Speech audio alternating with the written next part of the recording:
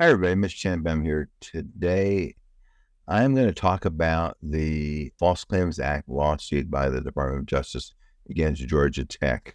So, for those of you who are not familiar with that, I am going to share my screen here for a second just to show you the lawsuit that's involved. So, there is a law which has been around literally since the Civil War called the False Claims Act. Basically, what the law does is it allows the government to recover money, sue companies when they make false claims in their relationship with the government. One of the places where they do this, and they're starting to do this more, is in false claims regarding a company's cybersecurity practices. So, for example, recently last year, Cisco paid the government $10 million for, lying about, I guess would be the right word, misrepresenting the security practices that they had in a product that they sold to the government. Recently, Booz Allen paid a $300 million fine to the government for, how shall I say this politely, misrepresenting labor costs and assigning them to government contracts when they should have been paid for by corporate. So, there's a lot of different ways that you can use the False Claims Act. It was originally designed as a matter of curiosity during the Civil War when companies were building boilers that the Union Army used to keep soldiers warm, and they were exploding, and the government didn't think that was a good thing. So they came up with this law. Well, this law is very generic in its structure, and it allows the government to go after companies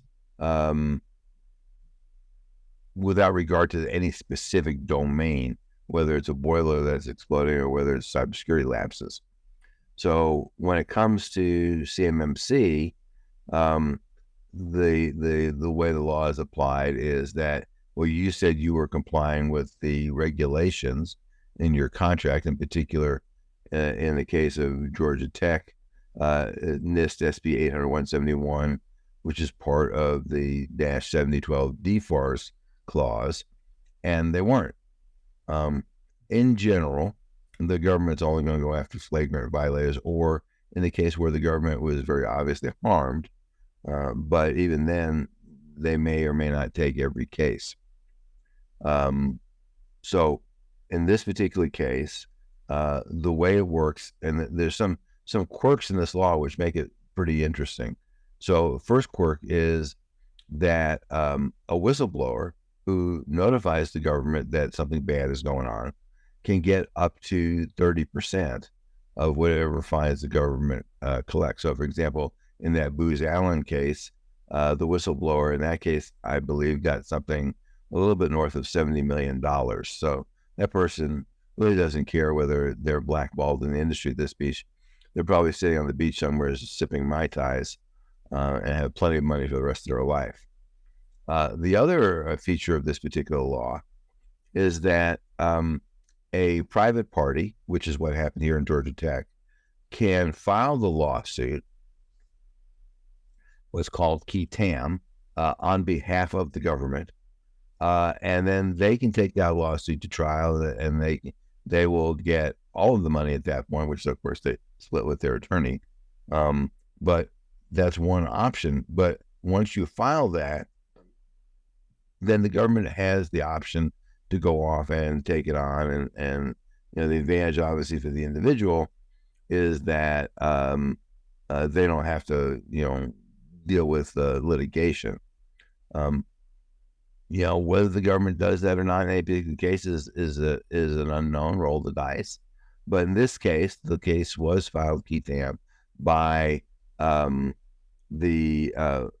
one of the former employees who was asked to sign something about their cybersecurity practices that he said he couldn't sign. He then quit and filed a lawsuit soon after that. The thing that we keep telling people is if you're going to break the law, don't document it in email, which apparently we haven't seen it, but according to the claim, they certainly have done that. Um, and so he turned over all this documentation to the government. Um, and now the government, after many months, they have decided that they are going to go off and um, take on this case and move forward with the prosecution. So this, by the way, is a civil fraud, saying this is not a criminal case. Now, I mean, they could, under not under different circumstances, but under different laws, they could, use criminal sanctions, but most of this is civil. In late 2021, Lisa Monaco, Deputy Attorney General, announced the Civil Cyber Fraud Initiative, the CCFI. That is an effort that the government is doing to consolidate all of this cyber fraud stuff. And what she said was, the objective was to capture knowing failures to comply with cybersecurity standards, which is one of the things these guys did, knowing misrepresentation of security controls and practices, which these guys are alleged to have done, and knowingly failure to timely report suspected breaches. So, two of the three of those are present here in this particular complaint. We've only seen the DOJ's story in somewhat gruesome detail. We've also seen the private lawsuit that was filed. And, I'm sure the university is going to respond. And, part of the thing that the university can say is, well, there wasn't a breach. Well, I don't think the way the regulations say is you only have to comply with the regulations if there is a breach. I don't think that's what it says, but I'm sure that's what they're going to say. What that will do potentially is reduce the size of the fine. But the government will probably claim that, well, if we knew you weren't complying with the regulations, we wouldn't give you the contract.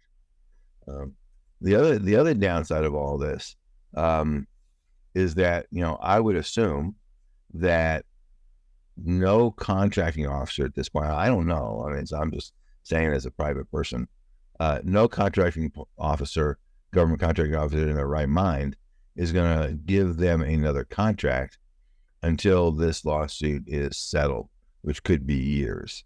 Now, maybe they'll go off and do some kind of attestation, or maybe they'll create some sort of bond or something like that to try to get around that. But, if you have, two companies who are relatively similar in what they're offering, and one of them is under investigation for fraud and one's not, I would say that as a contracting officer, probably I'd go for the one that wasn't under investigation for fraud.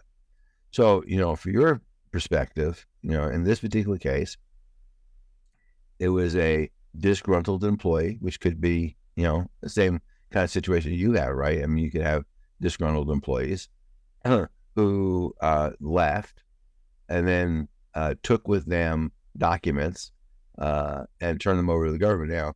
Now, you could say, well, taking documents with you violates the non-disclosure agreement, except the law says that you can't have a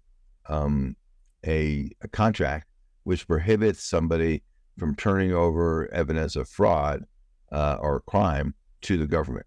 So the any kind of non-disclosure agreement or anything else like that does not apply in this particular case. So I think, the government's got a strong case. It'll be years before we see this. But I do think it's important for people to understand that the False Claims Act under the Civil Cyber Fraud Initiative is something that they're going to use. Now, they've only announced 2 cases at this point, but the rumor is, they haven't confirmed this, is they got like a couple dozen cases that they're investigating at this point. So this could turn into, well, obviously this could turn into a really lucrative opportunity for the government, but more importantly, this could turn into a significant risk for companies that if they're not in compliance and somebody gets upset, which could be an employee, soon to be an ex-employee, therefore a whistleblower, a competitor who thinks that you have an unfair advantage because you're not complying with the same things they're complying with, a contractor, a vendor, there's any number of people who could be the ones that turn you in as a whistleblower. And then they could file under the key tam provisions. They could go file a lawsuit, and then the government can decide to take it over or not. If the government does not decide to take it over, the private individual can still continue that lawsuit on behalf of the government and do all the things the government would normally do if they were doing the lawsuit themselves.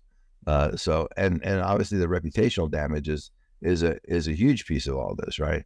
So if you have that same reputational damage, you don't want to be in that boat. That is not a good thing. And obviously, if you need help, if that's a concern, if you're worried about whether or not your cybersecurity program is where it needs to be, please reach out to us. Until next time, thanks for listening and stay safe.